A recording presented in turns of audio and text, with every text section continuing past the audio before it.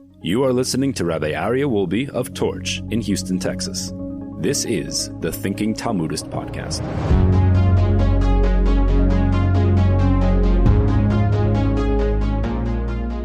All right, welcome back, my dear friends. Welcome back to the Thinking Talmudist series, the Thinking Talmudist podcast. And in the past few weeks, we've been talking about signs of the times of Messiah. What are the telling signs that Mashiach is coming, that Messiah is coming? So just to understand, my grandfather would always say, Mashiach is walking the streets now. Mashiach is here. Mashiach always was here, meaning Mashiach is a designated person who is going to be the revealer of Hashem to the world, and the entire world. And if you take a moment to focus on the prayer of Aleinu L'Shabeach, which is at the end of our prayer, you'll see exactly what the transformation is going to be when the entire world recognizes, wow, we didn't realize Hashem is here, the Jewish people are His chosen people, and we shouldn't have messed with them. And He'll tell those who are occupying our land of Israel to get out, and they'll run. They'll run for the hills. Or they'll run for the deserts. And they're just going to disperse and scatter because they know that there's no more monkey business. Right now we're in a time of confusion, in a time of blurry vision, and the Talmud is going to share with us a few more signs, telling signs, that the times of Messiah are near. Okay, the Talmud now continues. We are on 98a, and the Gemara enumerates further signs of the Messiah's imminent arrival. Rabbi Chanina said, Amar Rabbi Chanina, Ein ben David ba, the son of David, who is Messiah, will not come ad she yispakesh dag lachole v'lo yimatze, until a fish will be sought for a sick person and it will not be found. Shenemar oz ashkia mimehem v'naresehem kashemen olich. As it is stated, then I will make their waters settle and cause their rivers to flow like oil. What's going to happen then?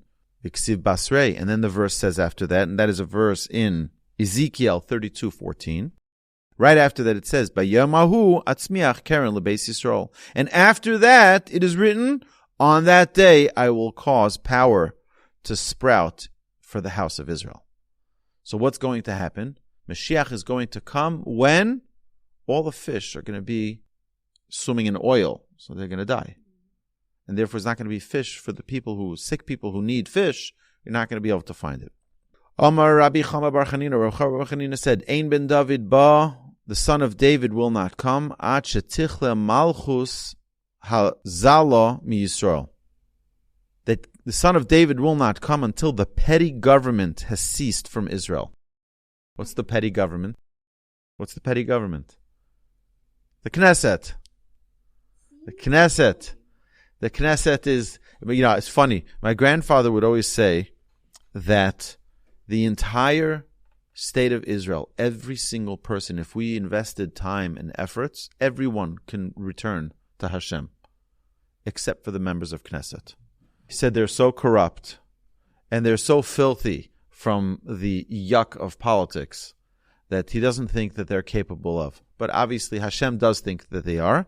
But still, it's the government in Israel is just so unfortunately replete with pettiness.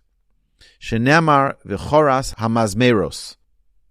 As it states, he will cut off the shoots with shears. V'ksiv basrei, and it says immediately after that, Bo'esaihi yuval shai laHashem tzvokos am mimushach umorat. And then it says, at that time, a gift shall be brought to the Lord of hosts, a people pulled and torn. So the people pulled and torn is us. Look at how we've been taken hostage. I think that till every single one of our hostages are returned, we're all held hostage. They are representing each and every one of us. And we need those, like we mentioned previously in our Jewish pride, we need those merits to be released from that bondage. Amar Zeiri, Amar Rabbi Chanina. Zeiri said in the name of Rabbi Chanina, Ein ben David ba ad sheyichlu gasei haruach mi Yisrael. The son of David will not come until the arrogance is eliminated from Israel. All of the arrogant people will be eliminated from Israel. Shenemar ki oz asir mikirbecha alize ga'avosecha. As it is stated, for then I will remove from your midst those who delight in your arrogance. And what does it say immediately after that? Viksiv basrei. And this is in Sephania, chapter 3, verse 11. It says right after that, V'hisharti b'kirbecha am ani v'dal v'chosu b'shem Hashem. It says, the verse right next to it says, and I will leave in your midst a humble and forbearing people, and they will take refuge in the name of Hashem. So we see that there are some components. Now, it's very hard for us to know. We're going to bring more examples of more things of what was required to happen in this world in order for Mashiach to come. But we know one thing for sure. And this is something that we've mentioned many, many times. There is nothing that's written in the Talmud that is just written for the sake of poetry or for the sake of just a nice, cute writing, a cute thought. It's written, it's there for us to know that this is real. So what's real about thinking of there's not going to be any more fish for sick people? What does that mean? What does fish represent? What does sick people represent? It says that till there's going to be no more arrogance, there's not going to be any more petty government. So there's many, many commentaries that talk about this, bring light to what does this mean. This is very important for us to know that there is a very, very clear metaphor. It's a metaphor. Fish represents something. The oil represents something. The petty government represents something. And the arrogance represents something. And each one of these things that we mentioned previously in our previous episodes of the coming of Messiah, also, it's not necessary. Nothing is to be taken literally, and nothing is not to be taken literally. Okay? Amarav Simlai Mishum Rabbi Elazar Rabbi Shimon. Rabbi Simlai said in the name of Rabbi Elazar, the son of Rabbi Shimon, Ein ben David ba, the son of David will not come, until all the judges, the son of David will not come, until all the judges and officers cease from Israel. No one will enforce the law, and a state of anarchy will prevail. Yad Ramah intimates that the Gemara refers to all judges. Maharsha, however, implies that the reference is only to corrupt and ignorant judges. For he draws a parallel between the Gemara, this Gemara, and a different Gemara in Shabbos that teaches us that it's only specific ones that are no longer going to. Okay, but that's the truth is, we see that now going on in America already. We have judges who don't want to judge on cases that are, to them, seemingly not important. But to each and every one of us is important. Like if people steal from a store in San Francisco, they're not going to prosecute them if it's less than the value of $950. That's crazy. So people can come and people can loot and steal from your store because it's less than $950. There was one store owner who didn't yet leave. Many did, but who didn't yet leave. He said that he's raising his prices to be whatever the price of the item is plus $950. And then when you pay at the checkout, he gives you a rebate of $950. So that way, it's prosecutable if someone were to do something silly. Either way, what we're talking about is a time of total chaos. That's really what we're seeing is everybody agrees on the specifics, maybe not. On the different signs, maybe not. But on the general picture, there will be total chaos in the world. Total chaos. Okay, the Gemara cites a teaching based on the next verse. Amar Ula, what does it say right after that verse? It says, Ein Yerushalayim niftes ela b'tzedakah. Jerusalem will not be redeemed except through charity. Shenemar Tzion b'mishpa tifte ushavel b'tzedakah. Zion will be redeemed through justice, and her returnees through charity. Having mentioned the elimination of judges, the Gemara digresses on this point. The Gemara now says, Amar Rav Papa said, I batle yihirei, if the arrogant disappear, batle amgushe, then the amgushe, what is the amgushe?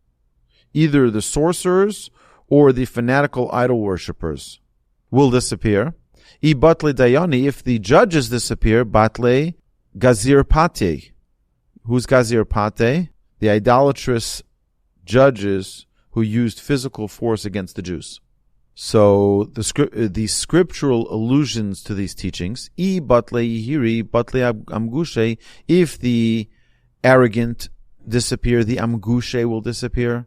Dichsiv, as it states in the verse, I will clean away your dross as though with soap, and I will remove all your tin. V'i batle dayani batle gazir pate. Right? If the judges disappear, the gazir pate will disappear. And he brings a verse for that as well. The Gemara resumes its discussion about the advent of the Messiah with a series of 3 teachings from Rabbi Yochanan. So Rabbi Yochanan says, Imra isa dor shemismayet v'holech chakelo. If you see a generation that is dwindling, expect Messiah to come. Oh, we'll find out. What does dwindling mean? It is becoming increasingly impoverished. And it brings a verse, Shenemar ve'esam oni toshia, as it states, and the impoverished nation shall you save. Referring to the Almighty, Mashiach will come and he will save an impoverished nation. Rabbi Yochanan said, Imra isador shetzoros rabos bo'osalov kanor chakelo. Listen to this, very powerful. If you see a generation upon which numerous troubles come like a river, expect Messiah. And there's a verse for that as well. And then one more from Rabbi Yochanan, Ein ben David ba ela bedor shekulo zakai o kulo chayav. The son of David will only come in a generation that is either entirely virtuous or entirely guilty. If you have half and half, it doesn't work. And there are scriptural sources for that says, "Ve'amech kulam tzadikim la'olam yeshuaretz," and your people are all righteous; they shall inherit the land forever. Bedor shekulo chayav. That's when the generation all righteous, but when they're all guilty. Dichsiv vayar ki ein ish vayishtomim ki ein mafgia. He saw that there was no man, and he was amazed that there was no intercessor. V'ksiv l'ma'ani yaseh, and it is also written, for my sake I will act. So the 3 things that the Gemara says here are the bottom line according to Rabbi Yochanan. Number 1 is that the generation will be dwindling. And what did we say? That's impoverished. Number 2, that many, many troubles will be overflowing like a river onto the Jewish people. And thirdly, in a generation that is entirely virtuous or entirely guilty. So what I think we need to learn and understand from this is that the Talmud also tells us not to be busy trying to figure out when Mashiach comes. That shouldn't be our concern, our worry of when Mashiach comes. What we do know is that every single mitzvah we do brings merit to the world. And there's nothing that's more desirable to the Almighty than the merits that we perform. The mitzvahs that we perform, the things that we do, the good deeds, the selfless acts of kindness, of charity, of just doing a mitzvah, of connecting with Hashem. There's nothing more powerful than that. And that brings the Mashiach. So the Talmud already states that there were many generations that thought that that's it. Mashiach, we have all the signs for Mashiach to be here. We have all the signs. And Mashiach didn't come in those generations. The generation needs to merit to it. I think it's safe to say that the challenges that we're facing now, the roller coaster that each and every one of us are experiencing on a daily basis, whether it be with the terrible initial tragedy of October 7th, and then everything that's been going on since, and the hostage crisis every day, another roller coaster of, are they releasing them? Are they not releasing? Are they going back to war? Are they not going back to war? Are they doing a permanent ceasefire? Back and forth. We're seeing that there's chaos in the world. Hashem is trying to wake us up. That's our job. Our job is to wake up, to do everything we can, to deserve, to merit the coming of Mashiach speedily in our days. Amen.